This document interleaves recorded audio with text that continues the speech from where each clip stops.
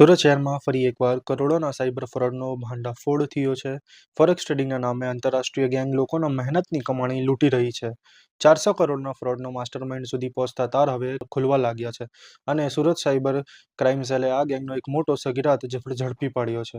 વૈષ્ણવજન તો તેને કહીએ જે પીડ પરાઈ જાનાને રે. નમસ્કાર દર્શક મિત્રો, આપ જોઈ રહ્યો છો નવજીવન ન્યૂઝ. હું છું સાર્થક પટેલ ને વાત કરીએ સુરત સાયબર સેલ દ્વારા વડોદરાથી સોમપુરા કિશનપુરા ગોસ્વામી નામના આરોપીની ધરપકડ કરી છે, જે માત્ર ધોરણ 12 પાસ હોવા છતાં આંતરરાષ્ટ્રીય ઠગાઈ ગેંગ સાથે જોડાયેલો હતો.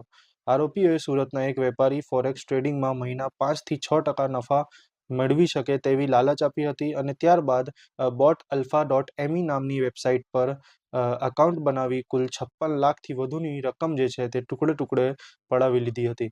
તપાસમાં ચોંકાવનારો ખુલાસો થયો છે કે આ સમગ્ર મામલે ગેંગનો માસ્ટરમાઇન્ડ દુબઈમાં બેઠેલો લવેશ ચૌધરી છે, જેના સામે અગાઉ ઈડી દ્વારા 400 કરોડથી વધુની કાર્યવાહી થઈ ચૂકી છે. આરોપી સોમપુરા રાજસ્થાનમાં એક કબડ્ડી ટુર્નામેન્ટ દરમિયાન લવેશને સંપર્કમાં આવ્યો હતો અને ત્યારબાદ તે ભારતમાં આ ગેંગ માટે નેટવર્ક ચલાવી લોકો સાથે કરોડોની છેતરપિંડી કરતો હતો. આ ગેંગની મોડસ ઓપરેન્ડા પણ ખૂબ જ ચોંકાવનારી છે. રોકાણકારોને માત્ર નફો જ નહીં પરંતુ TLC કોઈન નામના ગિફ્ટ અને વધારાની રિટર્ન લાલચ આપવામાં આવતી હતી. આરોપીને રોકાણ પર 10% કમિશન મળતું હતું અને તે દર મહિને અંદાજે 1.5 લાખ રૂપિયા પણ કમાતા હતા. પોલીસ તપાસમાં વધુ એક ખુલાસો થયો છે કે 3 બેંક ખાતાઓમાં પૈસા ટ્રાન્સફર થતા હતા, જેમાં દેશભરના 50થી વધુ ફરિયાદો નોંધાઈ ચૂકી છે અને આ ખાતાઓમાં કુલ 10 કરોડથી વધુ ફ્રોડના ટ્રાન્ઝેક્શન સામે આવ્યા છે. આ ગેંગના લોકોનો વિશ્વાસ જીતવા માટે તેમને દુબઈ અને બેંકોક જેવા દેશમાં વૈભવી પ્રવાસ લઈ જતા હતા, જ્યાં મોટા ઇવેન્ટ્સ દ્વારા કંપનીને આંતરરાષ્ટ્રીય અને સફળ બતાવવામાં આવતા હતા. સોમપુરા પણ પોતે 18 વખતે વિદેશ પ્રવાસ કરી ચૂક્યો છે, જે દર્શાવે છે કે આ ગેંગ કેટલી સુવ્યવસ્થા રીતે કામ કરી રહી છે અને કોવિડ બાદ આર્થિક સંકળામણમાં સપડાયેલા સોમપુરાએ ગુનાખોરીનો રસ્તો અપનાવ્યો હતો અને ટૂંકા સમયમાં આંતરરાષ્ટ્રીય ઠગાઈ નેટવર્ક મહત્વનો ભાગ બની ગયો હતો. હાલ સુરત સાયબર ક્રાઇમ સેલે અન્ય આરોપીની જેમ કે દીપક ગોસ્વામી અને લવેશ ચૌધરી સુધી પહોંચવા માટે તપાસ તેજ કરી છે. અન્ય મળેલા ડિજિટલ પુરાવા આધારે મોટો ખુલાસો થવાની શક્યતા વ્યક્ત થઈ રહી છે. આ મામલે પોલીસ અધિકારીએ શું કીધું, આવો સાંભળીએ. ફોરેક્સ ટ્રેડિંગમાં ઇન્વેસ્ટ કરવાથી વધારો નફો મળશે એમ જણાવી ફરિયાદીથી 56,92,000 રૂપિયાની છેતરપિંડી કરનાર જે આરોપી છે એમની ધરપકડ સાયબર સેલ દ્વારા વડોદરા ખાતેથી કરવામાં આવ્યું છે.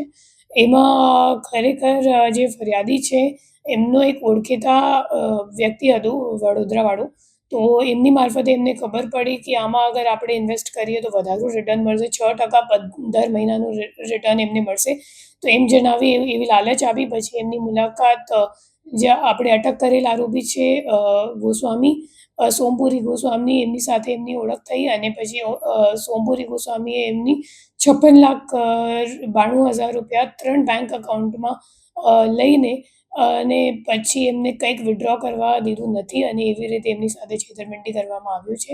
હવે તપાસ દરમિયાન એ બહાર આવ્યું છે કે જે 3 એકાઉન્ટ છે એ 3 એકાઉન્ટમાં 50 જેટલા NCCRB કમ્પ્લેન્ટ અને 10 કરોડ 2 લાખ રૂપિયાની ટોટલ ફ્રોડ અમાઉન્ટની હકીકત સામે આવ્યું છે.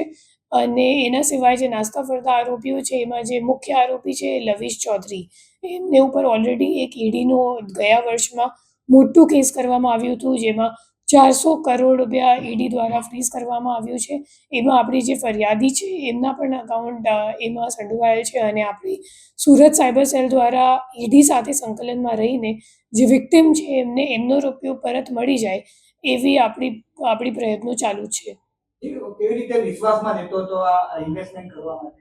એ લોકો મોટી ઇવેન્ટ ઓર્ગેનાઇઝ કરતા હતા, જેમ કે આપણે જે ધરપકડ કરેલ આરોપી છે સોમપુરી ગોસ્વામી, એમની આપણે ટ્રાવેલ હિસ્ટ્રી કઢાવી તો ખબર પડી કે કુલ 18 જેટલું પ્રવાસ એમને બેંકોક અને દુબઈ ખાતે કર્યું છે. એ લોકો અબુધાબીમાં પણ મોટી રીતે ઇવેન્ટ કરતા હતા. જે લવેશ ચૌધરી છે એ હાલ પણ દુબઈમાં જ છે અને એ મોટી રીતે એ લોકો 25,000 28,000 એટલા લોકોને બોલાવતા હતા ઇન્ડિયાથી. એ લોકોને ટ્રાવેલ પણ કરાવતા હતા અને પછી મોટી ઇવેન્ટ રાખીને લોકોને લાલચ આપતા હતા. પછી લોકોને એમ ડિસઇલ્યુઝન જેવું થઈ જતું હતું કે ખરેખર મને આટલું નફો મળી જશે. પછી હવે ગયા મહિનામાં જ્યારે હિમાચલ પ્રદેશમાં ઘણા બધા FIR નોંધવામાં આવ્યું ત્યારે ખબર પડી કે લોકો ખરેખર લોકો સાથે ફ્રોડ કરે છે અને પછી એની તપાસ ઈડીને સોંપવામાં આવી હતી.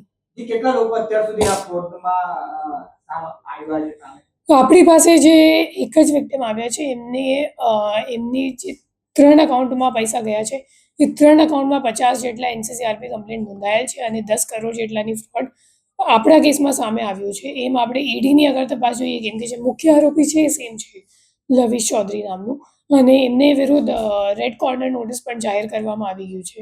આનો મુખ્ય રોલ શું હતો ને કેટલા ટાઈમથી કરતો?